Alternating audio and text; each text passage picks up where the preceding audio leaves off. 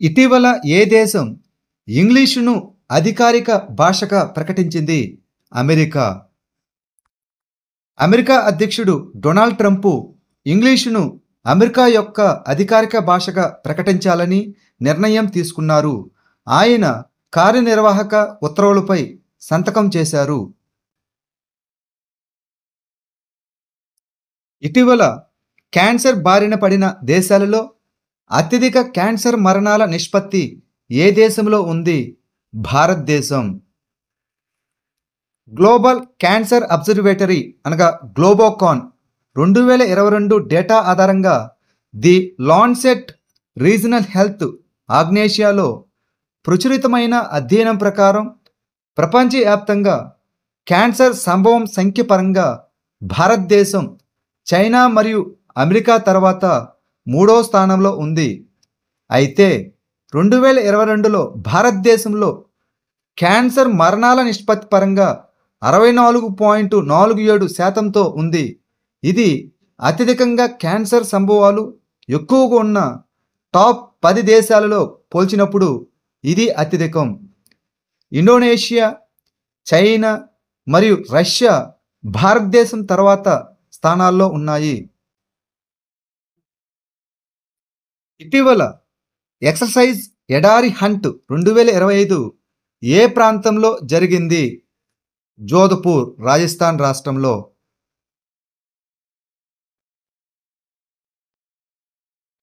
ఇటీవల సిఐఎస్ఎఫ్ శిక్షణా కేంద్రానికి ఎవరి పేరు పెట్టారు? చోళ యువరాజు అయినటువంటి రాజాదిత్య.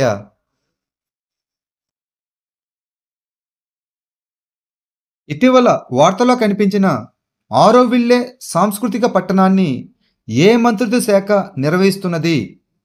విద్యా మంత్రిత్వ శాఖ, the ministry of education. Auroville ఇటీవల మాతృమందిర్ యాంపీ థియేటర్లో భోగి మంటల ధ్యానంతో తన 57వ వార్షికోత్సవాన్ని జరుపుకుంది. ఇది తమిళనాడులోని పాండిచ్చేరికి సమీపంలోని ఒక ప్రయోగాత్మక అంతర్జాతీయ టౌన్షిప్. 60కి పైగా దేశాల నివాసితులు దీనిని మిర్రా అల్ఫాన్సా, దీనినే ది మదర్ అని కూడా అంటాం, ఫిబ్రవరి 28, 1968న అంతర్జాతీయ సాంస్కృతిక టౌన్షిప్గా స్థాపించారు. దీనిని ఆర్కిటెక్ట్ అయినటువంటి రోజర్ యాంగర్ రూపొందించారు. 1966, 68, 70 మరియు 80లలో తీర్మానాల ద్వారా ఆరోవిల్లేను యునెస్కో ఆమోదించింది. దీనిని ఆరోవిల్లే ఫౌండేషన్ చట్టం 1988 కింద విద్యా మంత్రిత్వ శాఖ నిర్వహిస్తున్నది. బార్డర్ రోడ్స్ ఆర్గనైజేషన్ అనగా BRO ఏ మంత్రిత్వ శాఖ కింద పనిచేస్తుంది? రక్షణ మంత్రిత్వ శాఖ, the ministry of defence.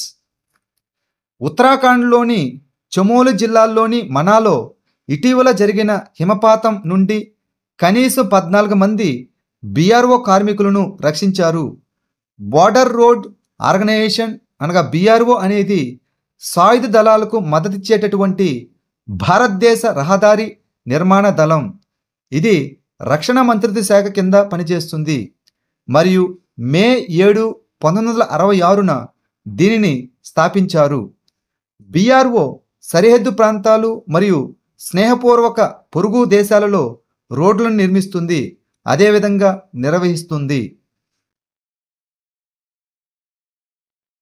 Solar అతినీలలోహిత imaging telescope అనగా సూటును ఏ సంస్థ అభివృద్ధి చేసింది? Inter university centre for astronomy మరియు ఆస్ట్రోఫిజిక్స్, ఇది పూణేలో ఉంటుంది. ఆదిత్య L1లోని సోలార్ అతినీలలోహిత ఇమేజింగ్ టెలిస్కోపు ఒక X6.3 తరగతి సౌర జ్వాలను గుర్తించింది. ఇది అత్యంత తీవ్రమైనటువంటి సౌర విస్ఫోటనం. సూట్ అనేది ఇస్రో యొక్క ఆదిత్య L1పై రిమోట్ సెన్సింగ్ పేలోడు. ఇది భారతదేశపు మొట్టమొదటి సౌర మిషన్. ఈ మిషన్ సెప్టెంబర్ 2, 2023న ప్రారంభించబడింది. సోలార్ అతినీలలోహిత ఇమేజింగ్ టెలిస్కోపును ఇస్రోతో కలిసి పూణేలోని inter university centre for astronomy and astrophysics అభివృద్ధి చేసింది. ఇది సూర్యుని యొక్క పొరలను అధ్యయనం చేయడానికి ఉపయోగిస్తుంది. ఇటీవల ఎవరి ఆత్మకథ అయినటువంటి దియాస్లై విడుదలయ్యింది? కైలాష్ సత్యార్థి.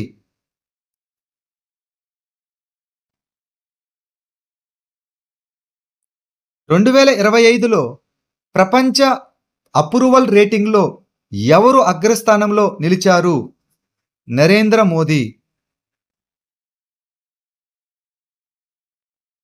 కార్పొరేట్ బాండ్ల కోసం బాండ్ సెంట్రల్ అనే కేంద్రీకృత డేటాబేస్ పోర్టల్ను ఏ నియంత్రణ సంస్థ ప్రారంభించింది?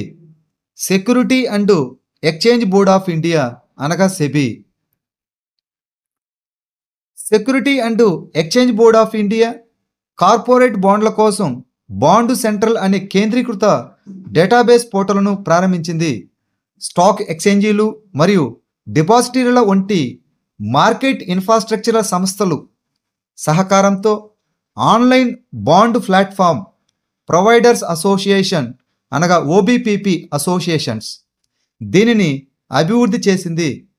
పారదర్శకతను పెంచడం మరియు పెట్టుబడిదారులు సమాచారంతో కూడినటువంటి నిర్ణయాలు తీసుకోవడంలో సహాయపడడం దీని యొక్క లక్ష్యం. ఇటీవల ఒడిశాలోని పూరిలో జరిగిన 9వ జాతీయ ఆరోగ్య సదస్సును ఎవరు ప్రారంభించారు?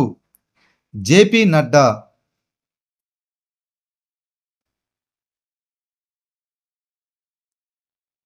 జహానియే ఖుస్రో 2025 ఉత్సవం ఇటీవల ఏ నగరంలో జరిగింది? న్యూఢిల్లీ.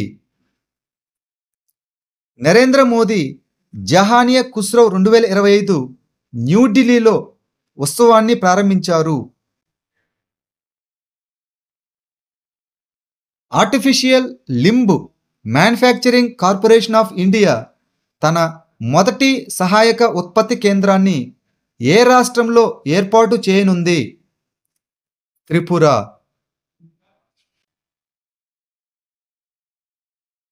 ఇటీవల న్యోక్యుమ్ యులో ఉత్సవ్ ఏ రాష్ట్రంలో జరుపుకున్నారు? Arunachal Pradesh. ISSF shot gun ప్రపంచ కప్పు ఏ దేశంలో జరుగుతుంది? సైప్రస్. ఇటీవల సెబీ కొత్త చైర్మన్గా ఎవరు నియమితులయ్యారు? తుహిన్ కాంత్ పాండే.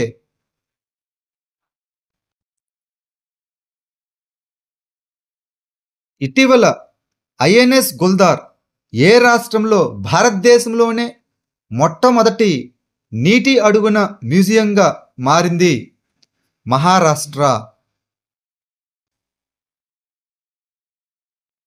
ఇటీవల ఎవరు బనారస్ లిట్ ఫెస్ట్ అవార్డు 2025ను గెలుచుకున్నారు? ఇక్కడ లిట్ అనగా లిటరేచర్. రాజ్ కమాల్ జా. ఇటీవల 10వ India international dance and music festival ఎక్కడ జరిగింది? న్యూఢిల్లీ. ఇటీవల యానిమల్ ఫ్రెండ్ అండ్ యానిమల్ దయ అవార్డు వేడుకను ఎక్కడ నిర్వహించారు? న్యూఢిల్లీ. ఇటీవల ఏ కేంద్రపాలిత ప్రాంతంలో 67వ పూల ప్రదర్శనను నిర్వహించింది? న్యూఢిల్లీ.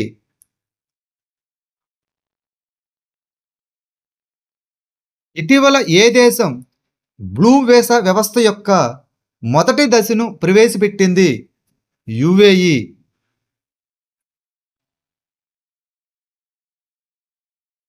ఇటీవల ఛత్తీస్గఢ్ ఓపెన్ టైటిల్ను ఎవరు గెలుచుకున్నారు?